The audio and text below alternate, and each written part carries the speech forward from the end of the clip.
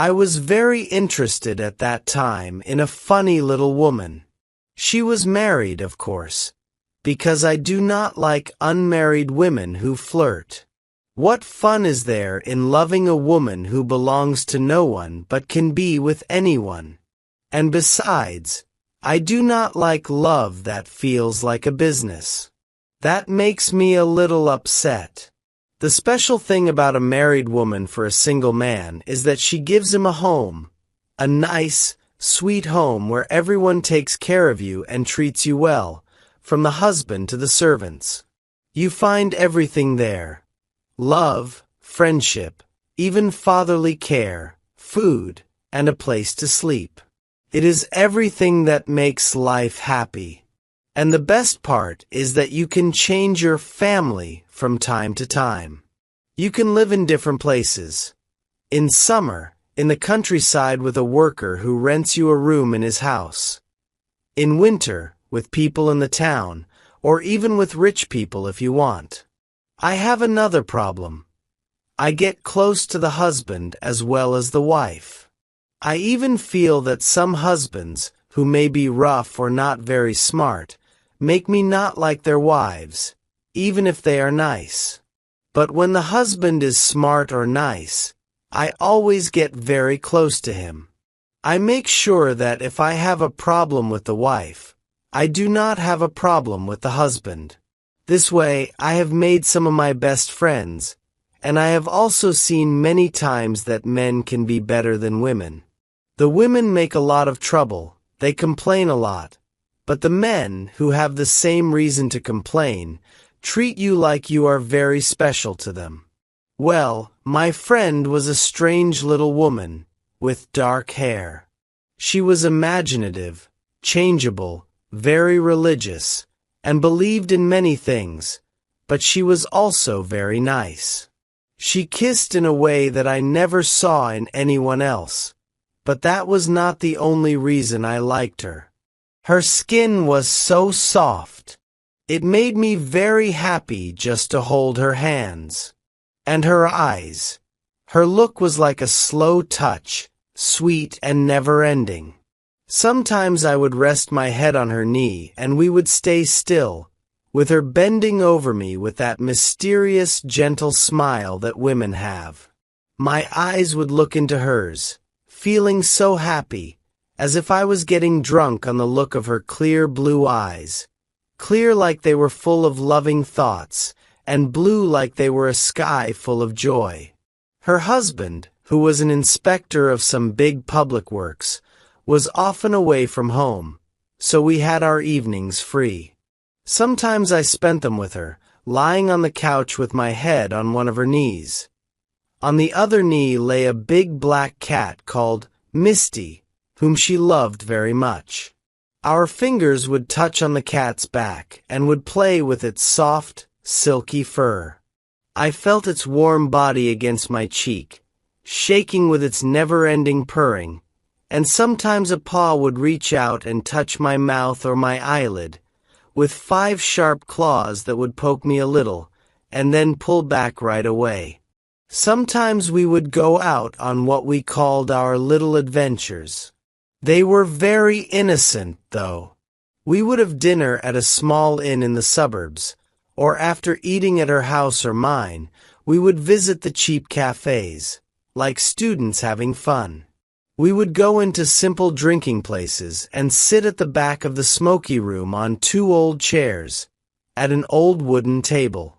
The air was full of strong smoke mixed with the smell of fried fish from dinner. Men in work clothes were talking loudly as they drank their small glasses of alcohol, and the surprised waiter brought us 2 cherry drinks. She, trembling and sweetly afraid, would lift her black veil just enough to show her nose, and then pick up her glass, enjoying the feeling of doing something a little naughty. Each cherry she swallowed made her feel like she was doing something wrong, and each sip of the burning drink felt like a secret pleasure. Then she would whisper to me, "Let's go," and we would leave, with her walking quickly, head down, between the drinkers who watched her go by with a look of disapproval. As soon as we got outside, she would breathe a big sigh of relief, as if we had escaped from some terrible danger. Sometimes she would ask me with a shiver, "What if they said something rude to me in those places? What would you do?" "Why, I would protect you, of course," I would reply firmly, and she would squeeze my arm in happiness, maybe secretly hoping that someone might insult her so she could see me defend her, even against those men. One evening, as we were sitting at a table in a tavern in Montmartre, we saw an old woman wearing torn clothes come in, holding a pack of dirty cards in her hand. Seeing a lady, the old woman quickly came over to us and offered to tell my friend's fortune. Emma, who believed in everything, was trembling with excitement and worry, and she made room beside her for the old woman. The old woman, with her wrinkled face, red eyes, and toothless mouth, began to spread out her dirty cards on the table. She put them in piles, then gathered them up, and spread them out again, mumbling words we couldn't understand. Emma, looking pale, listened without breathing, feeling very anxious and curious. The fortune-teller finally spoke. She predicted many things: happiness and children, a fair young man, a trip, money, a lawsuit, a dark man, the return of someone, success, and a death. The mention of death caught Emma's attention. "Whose death? When? How?" The old woman replied, "Oh, the cards are not clear enough for that. You must come to my place tomorrow. I will tell you with coffee grounds, which never make a mistake." Emma turned to me, worried. "Please, let's go there tomorrow. Oh, please say yes.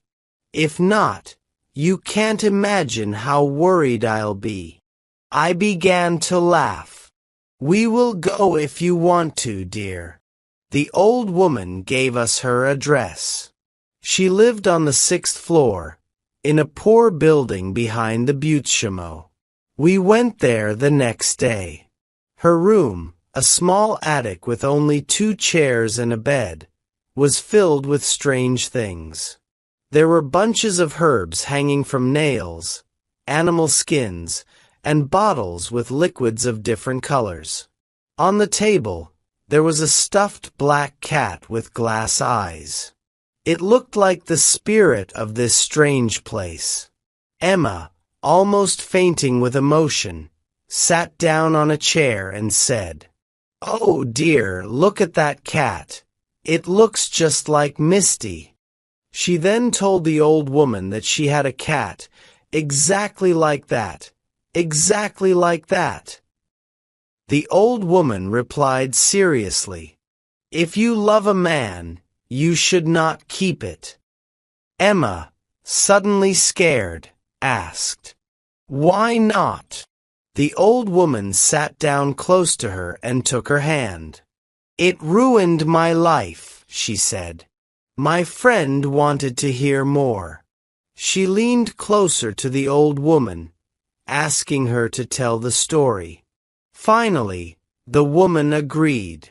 "I loved that cat," she said, "like someone would love a brother. I was young then and all alone, a seamstress. I only had him, Mouton. One of the tenants gave him to me. He was as smart as a child, and very gentle too, and he adored me, dear lady, he adored me more than anything. All day long he would sit on my lap, purring, and all night long he would sleep on my pillow. I could feel his heart beating, really. Well, I met someone, a nice young man who worked at a shop. We were just friends for about 3 months. But, anyone can fall in love, it can happen to anyone, and besides, I had really started to love him. He was so kind and so good. He wanted us to live together to save money. I finally agreed to let him visit me one evening. I hadn't decided on anything serious. Oh no! But I liked the idea of spending time together. At first, he behaved very nicely, saying sweet things that made my heart beat fast. Then he kissed me, madam, kissed me like someone does when they love. I stayed still, my eyes closed, in a moment of pure happiness. But suddenly, he jumped back and screamed, a scream I will never forget. I opened my eyes and saw that Mouton had jumped at his face and was scratching it with his claws like it was a piece of cloth. And blood was running down like rain, madam. I tried to pull the cat away, but he held on tight, scratching all the time, and he even bit me, he was so wild. I finally got him and threw him out of the window, which was open because it was summer. When I started to clean my poor friend's face, I saw that his eyes were hurt, both of his eyes. He had to go to the hospital.